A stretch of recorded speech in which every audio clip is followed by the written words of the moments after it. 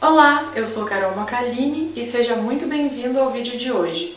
Como muitos de vocês me pediram nos comentários e em outras redes sociais, eu estou fazendo esse vídeo para falar um pouco de mim, da minha história e contar para vocês resumidamente aí toda a minha trajetória do nascimento até aqui. Vou tentar ser breve, não vou me alongar muito, porque senão o vídeo fica muito maçante, né? Enfim. Bom, antes de contar sobre mim, vamos falar da minha família. Eu venho de uma família onde eu tenho 4 irmãos, homens, e eu sou a única filha menina. O sonho da minha mãe era ter uma filha menina, e ela tentou até o meu quarto irmão, ele veio menino e ela desistiu de ter filho.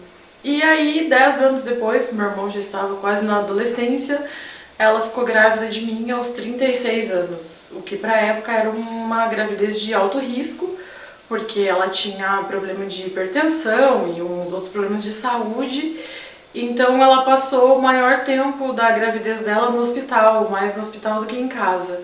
Antes de eu nascer, minha mãe trabalhava de confeiteira numa rede de supermercados aqui da minha cidade, e ela teve que parar de trabalhar quando ficou grávida de mim por conta da saúde e essas coisas todas. Quando ela estava com 7 meses, quase entrando no 8º mês de gestação, as coisas se complicaram um pouco e os médicos resolveram fazer uma cirurgia de cesariana de emergência para tentar me salvar, porque senão não seria mais possível por conta dos problemas de saúde que ela estava tendo. E aí, no dia 10 de julho de 1992, eu nasci. Eu nasci prematura, pesando menos de 1 quilo, e fui para a incubadora. E na incubadora eu fiquei lá por 3 meses até fazer o amadurecimento total, né, do corpo, pulmão e todas essas coisas. E nesse período que eu estava lá na incubadora, eles precisavam vendar os meus olhos por conta da luz, né, do que é emitida lá para o amadurecimento do corpo da criança. E em algum dia, em algum momento, alguém não fez essa vendagem correta, e isso ocasionou que meus olhos ainda não estavam totalmente formados e eu tive uma patologia que se chama retinopatia da prematuridade, que é quando a criança é exposta a essa luz da incubadora e esse processo faz com que a pessoa tenha a sua retina queimada. Então foi isso que aconteceu comigo, então eu me considero cega de nascença, né? Foi uma negligência médica, na verdade. A gente tem um processo correndo contra o médico até hoje por esse fato, né, contra o hospital, mas nunca tivemos um resultado positivo e até então ainda está na justiça. E esse problema ele pode acontecer com qualquer criança que nasça prematura. Só que no meu caso, o problema foi a omissão dos médicos, né? Ele sabia o que havia acontecido e ele omitiu para minha família. Os meus pais eram pessoas bem simples, com pouca escolaridade, eles não informaram os meus pais do que tinha acontecido e do que poderia ter sido feito para reverter esse problema, né? Existem os procedimentos cirúrgicos que poderiam ter sido feitos, cirurgia laser e coisa assim, e que não foi feito na hora porque os meus pais não sabiam o que tinha acontecido.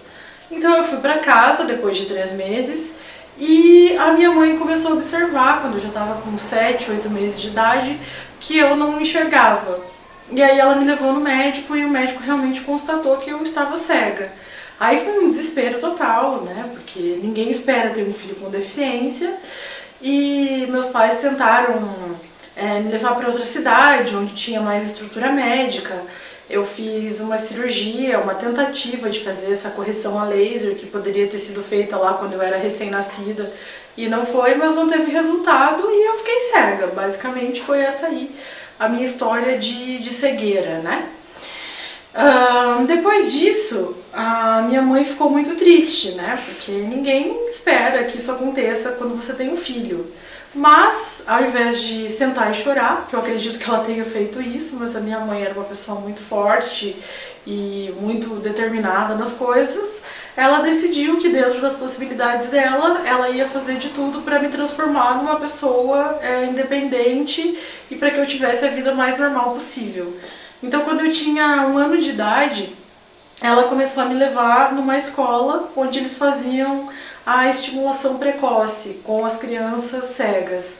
Esse é um processo todo educacional muito interessante, muito importante na vida da criança cega, onde a gente aprende várias coisas que as crianças, entre aspas, normais, né, que as crianças sem deficiência aprendem, nós aprendemos de uma forma um pouco diferente, engatinhar, como desviar de obstáculos, conhecer texturas diferentes, cheiros, enfim, eles fazem vários tipos de estimulação que uma criança aprenderia vendo o cotidiano da família, eles fazem de uma outra forma para que a criança cresça da forma mais independente possível.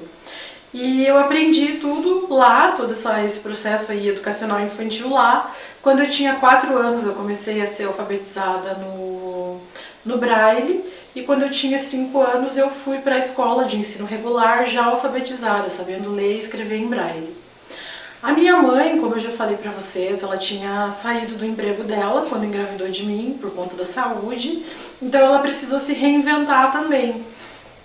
E como ela sabia cozinhar, e ela cozinhava muito bem, enquanto eu ficava lá na escola tendo as aulas de estimulação precoce, a minha mãe fazia salgado, lanche, pão, bolacha, enfim, várias coisas de comer e saía vender na rua, no comércio ao redor da escola para ter uma renda e poder ajudar no sustento da nossa família.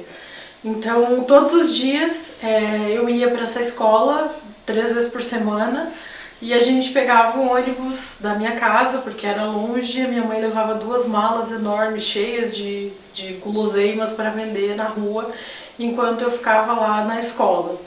E isso tudo foi muito importante para mim, porque eu cresci vendo todo esse esforço dela e cresci aprendendo a dar muito valor a isso e a todo esse sacrifício que ela fazia por mim, né? Para que eu tivesse uma educação de qualidade. Ela poderia ter me trancado em casa e decidido que não ia querer enfrentar isso, e ela mesmo, sem ter muito estudo, sem ter muita condição, ela resolveu se reinventar profissionalmente e fazer isso por mim para que eu pudesse estudar e, enfim, né, me tornar quem eu sou hoje.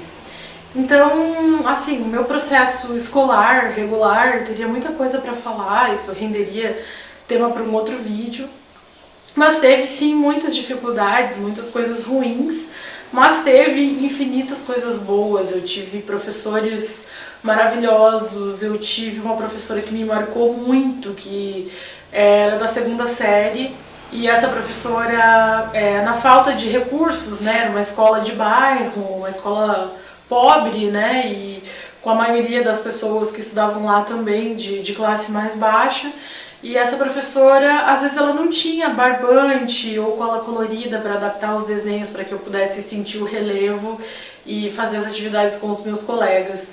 Então muitas vezes ela levava desenhos que ela fazia para a turma no mimeógrafo, ela levava os meus contornados com grãos de arroz e feijão para que eu pudesse sentir o relevo e pintar e nunca ficasse excluída das atividades.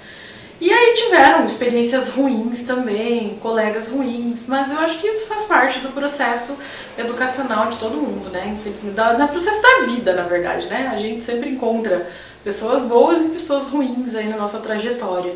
Mas eu acho que as boas, no meu caso, sempre compensaram as ruins. Então eu fiz o ensino regular e aí no contraturno eu ia na escola para fazer a parte do Braille, fazer a parte de tipo um reforço escolar, né? Bom, a minha trajetória escolar foi essa, basicamente. Aí eu terminei o ensino médio no Rio Grande do Sul, porque com 16 para 17 anos eu conheci o meu marido. Isso é história para outro vídeo. Eu sei que muita gente tem muita curiosidade, já que ele não tem deficiência e está casado comigo, que sou uma pessoa com deficiência, somente uma deficiência tão expressiva quanto a cegueira, né? Então eu sei que isso gera muita curiosidade e eu posso fazer um outro vídeo falando especificamente sobre nós, a nossa história, a trajetória até aqui. Mas enfim, neste vídeo eu vou falar apenas de mim, né? E aí eu fiz o ensino médio lá em outro estado, onde eu morei. Depois eu voltei pra cá porque a minha mãe começou a ter problema de saúde e estava precisando de mim. E aí eu voltei pra cá pra poder dar um apoio pra ela e fiz a faculdade aqui. Eu sou licenciada em História. A minha experiência na faculdade foi muito feliz, foi a minha experiência educacional mais maravilhosa e incrível foi a faculdade, tirando um professor que eu não simpatizava. Os outros eram todos maravilhosos, foram incríveis comigo, eles me incluíam de todas as maneiras, uma inclusão natural, sem ser uma coisa forçada ou por obrigação. Foi uma experiência realmente fantástica. Eu comecei o curso sem muitas expectativas, porque eu tive muitas coisas ruins no processo educacional, por vários motivos, mas eu fui muito bem recebida pela universidade e sou muito grata a eles e aos meus professores e equipe, enfim, foi uma experiência fantástica. Aí eu terminei a graduação, não trabalhei na área, porque infelizmente a empregabilidade para pessoa com deficiência é uma coisa muito complicada, fiz alguns estágios, mas emprego efetivo eu não atuei. Na verdade, não só para pessoa com deficiência, né? A educação no Brasil é uma coisa complicada atualmente, emprego, concurso público e etc. Mas enfim, isso também renderia assunto para um outro vídeo. E em janeiro desse ano eu perdi a minha mãe. Foi uma coisa muito difícil e ainda é muito difícil falar sobre ela, então não vou me estender muito, porque senão eu posso chorar e isso não é legal. E assim, ela faz muita falta e é muito difícil ainda viver sem ela, mas eu sou muito grata a ela por tudo que ela fez e tipo, me transformou na pessoa que eu sou, o esforço dela e toda essa coisa. Basicamente é isso. A minha história é essa, resumidamente. Claro que tem muita coisa que eu poderia abordar e posso abordar caso vocês queiram coisas mais específicas, processo de educação, processo da minha vida como pessoa cega e enfim, isso eu vou gravando outros vídeos, a gente pode ir conversando, vocês podem ir sugerindo temas, as minhas redes sociais estão aí, os comentários também estão abertos para que vocês participem e aos poucos vocês vão me conhecendo melhor. Eu agradeço muito quem assistiu até o final e peço que você se inscreva caso você ainda não seja inscrito, que você compartilhe esse vídeo caso você ache que possa agregar aí na vida de alguém e que você participe comentando, curtindo, enfim, que você participe desse processo junto comigo, porque como eu disse lá no primeiro vídeo, eu não tenho muita prática ainda em gravar, não tenho muita prática em fazer esse tipo de conteúdo, então é uma construção que eu estou fazendo com vocês, com o apoio de todos vocês. Muito obrigada e até o próximo!